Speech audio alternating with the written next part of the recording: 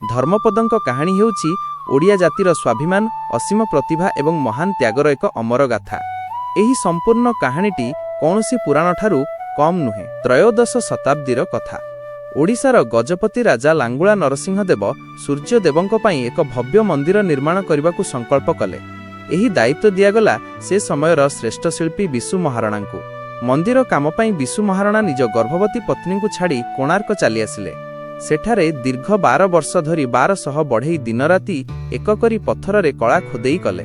ବିଶୁ ମହାରଣା କୋଣାର୍କ ଗଲା ପରେ ଘରେ ଏକ ପୁତ୍ର ସନ୍ତାନ ଜନ୍ମ ହେଲା, ଯାହାର ନାମ ରଖାଗଲା ଧର୍ମପଦ ବା ଧରମା।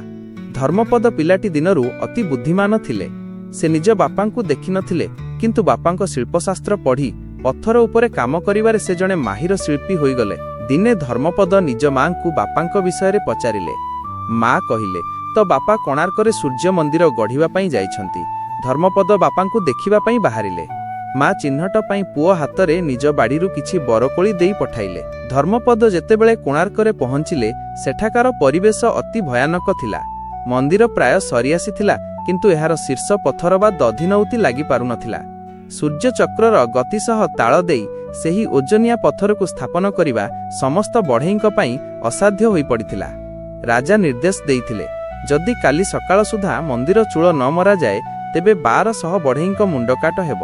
ଧର୍ମପଦ ବାପାଙ୍କୁ ଭେଟିଲେ ଏବଂ ବରକୋଳି ଦେଖାଇ ନିଜ ପରିଚୟ ଦେଲେ, କିନ୍ତୁ ବାପାଙ୍କ ସହ ସମସ୍ତ ବଢ଼େଇଙ୍କ ମୁହଁ ଶୁଖି ଯାଇଥିଲା। ଧର୍ମପଦ ସବୁ ଶୁଣିବା ପରେ କହିଲେ, ବାପା, ମୁଁ ଦଧିନଉତି ମାରିପାରିବି। ବିଶୁ ମହାରଣା ପ୍ରଥମେ ବିଶ୍ୱାସ କରିପାରିଲେ ନାହିଁ, କିନ୍ତୁ ବାଳକ ଧର୍ମପଦ ନିଜ ବୁଦ୍ଧି ଓ ଶିଳ୍ପକଳାର କୌଶଳ ପ୍ରୟୋଗ କରି ଅତି ସହଜରେ ମନ୍ଦିର ଚୂଳ ମାରିଦେଲେ। ମନ୍ଦିର କାମ ସରିଲା ସତ, କିନ୍ତୁ ବଢ଼େଇଙ୍କ ମଧ୍ୟରେ କଥାବାର୍ତ୍ତା ହେଲା।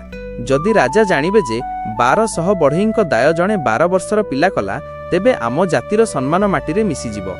ରାଜା ଭାବିବେ ଆମେ ଅଯୋଗ୍ୟ। ପ୍ରଶ୍ନ ଉଠିଲା, 1200 ବଢ଼େଇଙ୍କ ଦାୟ ନା ପୁଅର ଦାୟ? ଧର୍ମପଦ ଶୁଣିପାରିଲେ ଯେ ତାଙ୍କ ପାଇଁ ତାଙ୍କ ବାପା ଏବଂ 1200 କୁଳ ଭାଇଙ୍କ ଜୀବନ ସଙ୍କଟରେ। ସେ ବିଚାର କଲେ, ଯଦି ସେ ଜୀବିତ ରହିବେ, ତେବେ ବଢ଼େଇମାନଙ୍କ ସମ୍ମାନ ହାନି ହେବ।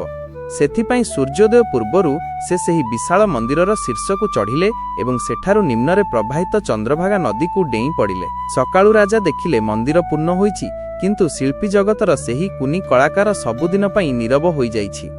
ଧର୍ମପଦଙ୍କର ଏହି କାହାଣୀ ଆଜି ବି ପ୍ରତିଟି ଓଡ଼ିଆଙ୍କୁ ନିଜ କର୍ତ୍ତବ୍ୟ ଓ ଦେଶ ପାଇଁ ସର୍ବସ୍ୱ ତ୍ୟାଗ କରିବାର ପ୍ରେରଣା ଦିଏ। ଏମିତି ଅନେକ ପ୍ରକାରର ଶିକ୍ଷଣୀୟ ପୁରାତନ ଗପ, କଥା ଓ ଜ୍ଞାନବର୍ଦ୍ଧକ ମନ୍ତ୍ର, ଶ୍ଲୋକ ଆଦି ଶୁଣିବା ପାଇଁ ଆମ ଚ୍ୟାନେଲ ବେଦାନ୍ତ ଓଡ଼ିଆକୁ ନିହାତି ସବସ୍କ୍ରାଇବ୍ କରନ୍ତୁ, ଯାହାଫଳରେ ସମସ୍ତ ଭିଡ଼ିଓ ଅତି ସହଜରେ ସର୍ବପ୍ରଥମେ ଆପଣଙ୍କ ପାଖରେ ପହଞ୍ଚିବ। ନମସ୍କାର।